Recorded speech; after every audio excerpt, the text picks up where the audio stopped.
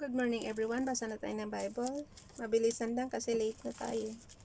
Ecclesiastes chapter 1, 2, and 3 and 2Corinthians chapter 11 verse 16 to 33. Dito muna tayo sa 2Corinthians magbasa. Basa. Paul boasts about his sufferings. I repeat, let no one take me for a fool, but if you do, then receive me just as you would a fool, so that I may do a little boasting. In this self-confident boasting I am not talking as the Lord would, but as a fool. Since many are boasting in the way the world does, I too will boast. You gladly put up with fools since you are so wise. In fact, you have been put up with anyone who enslaves you, or exploits you, or takes advantage of you, or pushes himself forward, or slaps you in the face. To my shame, I admit that we were too weak for that. What anyone else dares to boast about, I am speaking as a fool. I also dare to boast about. Are they Hebrews? So am I. Are they Israelites? So am I. Are they Abraham descendants? So am I. Are the servants of Christ? I am out of my mind to talk like this. I am more. I have worked much harder, been in prison more frequently, been plagued more severely, and been exposed to death again and again. 5 times I received from the Jews the 40 lashes minus 1. 3 times I was beaten with rods, once I was stoned. 3 times I was shipwrecked. I spent a night and a day in the open sea.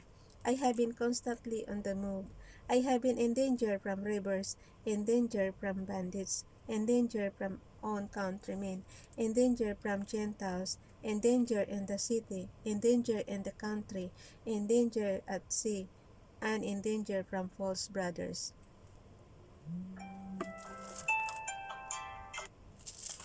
Mabilisan na guys. I have labored and toiled and have often gone without sleep. I have known hunger and thirst and have often gone without food. I have been cold and naked. Besides everything else, I face daily the pressure of my concern for all the churches. Who is weak and I do not feel weak? Who is led into sin and I do not inwardly burn? It must boast. I will boast of the things that show my weakness. The God and Father of the Lord Jesus, who is to be praised forever, knows that I am not lying. Verse 32. In Damascus, the governor under King Aretas had the city of the Damascenes guarded in order to arrest me, but I was lowered in a basket from a window, and the wall and slipped through his hands. So, nakatakas siya. Dito tayo sa Ecclesiastes, chapter 1, 2, and 3. Basa. Solomon personal experience. Everything is meaningless. The words of the teacher, son of David, king in Jerusalem, meaningless, meaningless, says the teacher, utterly meaningless, everything is meaningless. What does man gain from all his labor and which he toils under the sun? Generations come and generations go, but the earth remains forever. Agree to this. Amen. Alam niyo guys, ang mundo nandyan yan palagi. Ang tao napapalitan lang yan. The sun rises and the sun sets and hurries back to where it rises. Wait lang.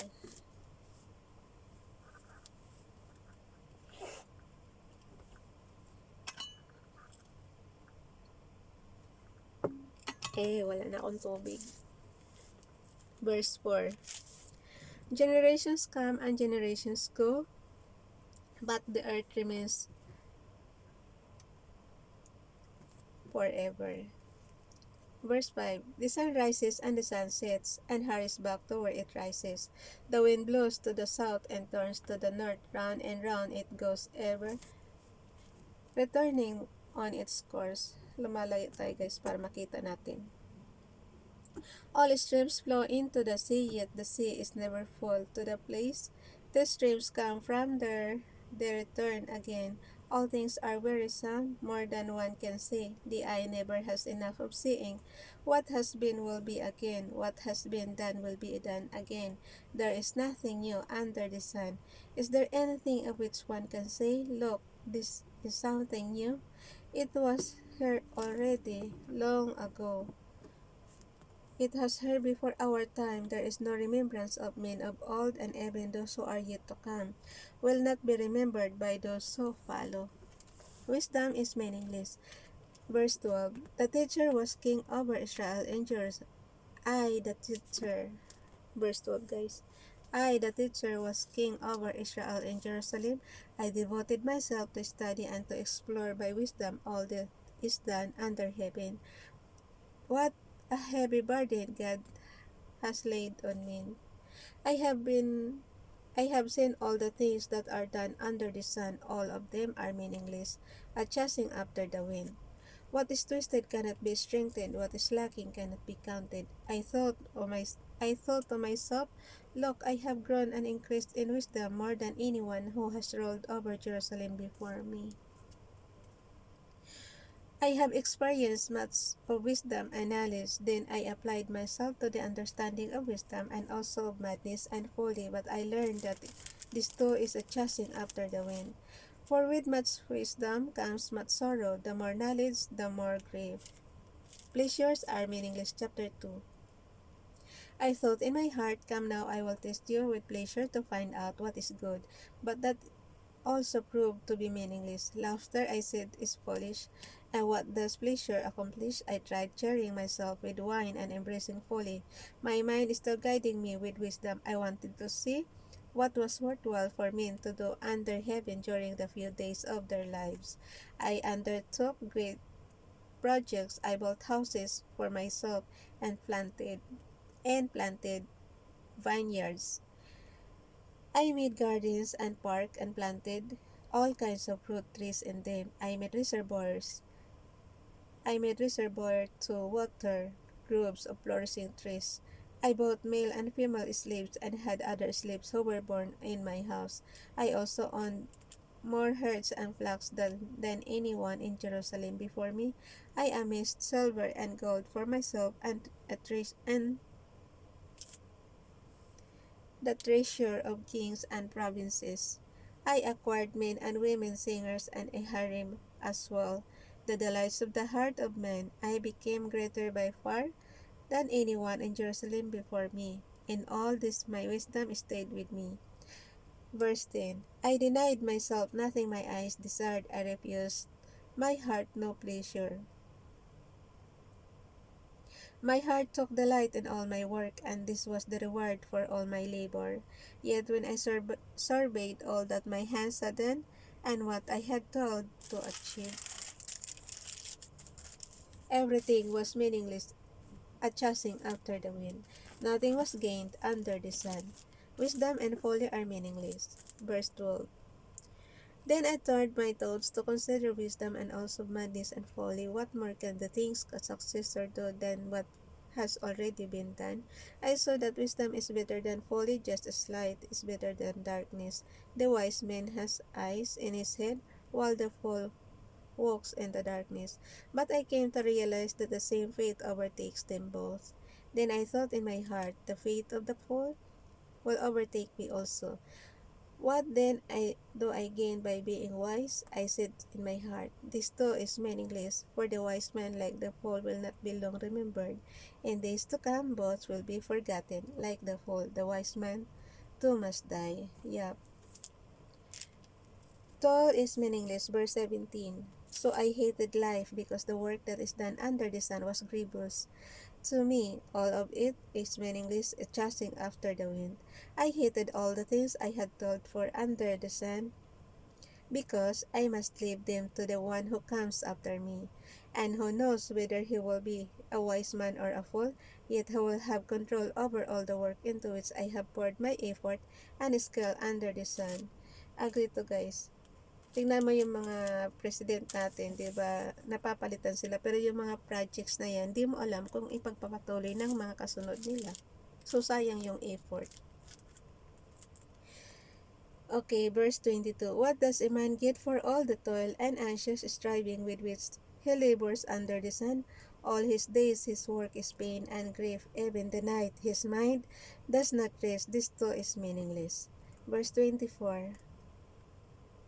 A man can do nothing better than to eat and drink and find satisfaction in his work. This too I see from the hand of God, for without him who can eat or find enjoyment? To the man who pleases him, God gives wisdom, knowledge, and happiness. But to the sinner, he gives the task of gathering and storing up wealth, to hand it over to the one who pleases God. This too is meaningless, a chasing after the wind. Chapter 3. Solomon's General Observations. A Time for Everything. Ito yung paborito ni Mr. President PRRT. A Time for Everything. Kabisado niya. Alam niyo pag nag-specific Mayor President PRRD, ito yung lagi niyang na sundan ko doon dati sa speech niya eh. Kaya meron ng meron ng label. Mr. President PRRD. Mayor PRRD favorite verses. Okay, Solomon's General Observation, A Time for Everything. Chapter 3. There is a time for everything and a season for every activity under heaven, a time to be born and a time to die, a time to plant and a time to uproot, a time to kill and a time to heal, a time to tear down and a time to build, a time to weep and a time to laugh, a time to mourn and a time to dance, a time to scatter stones and a time to gather them, a time to embrace and a time to refrain, a time to search and time to give up, a time to keep and a time to throw away, a time to tear and a time to mend, a time to be silent and a time to speak, a time to love and a time to hate, a time to war, a time for war and a time for peace. Ang ganda no? Gusto ko dito yung a time to keep and a time to throw away.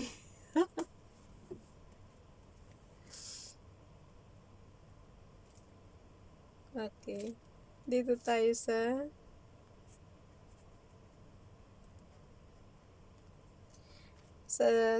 verse 9. What does the worker gain from his toil? I have seen the burden God has laid on men. He has made everything beautiful in its time. He has also set eternity in the hearts of men. Yet they cannot fathom what God has done from beginning to end. I know that there is nothing better for men than to be happy and do good while they live, that everyone may eat and drink and find satisfaction in all his toil. This is the gift of God. I know that everything God does will endure forever. Nothing can be added to it and nothing taken from it. God does it so that men will revere him. Whatever he has already been and what will be has been before, and God will call the past to account. And I saw something else under the sun. In the place of judgment, wickedness was there. In the place of justice, wickedness was there. I thought in my heart, God will bring to judgment both the righteous and the wicked. Yep. For there will be a time for every activities. For there will be a time for every activity, a time for every deed. Verse 18. I also thought, as for men, God tests them so that they may see that they are like the animals. Man's fate is like that of the animals. The same fate awaits them both. As one dies, so dies the other. All have the same breath. Man has no advantage over the animal. Everything is meaningless.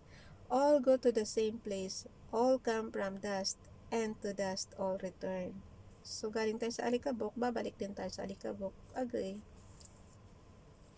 Who knows if the spirit of man rises upward and if the spirit of the animal goes down into the earth? Ayan guys, mismong Bible na nagsabi sino daw nakakaalam kung yung spirit ng tao is umaakit sa taas. It means heaven.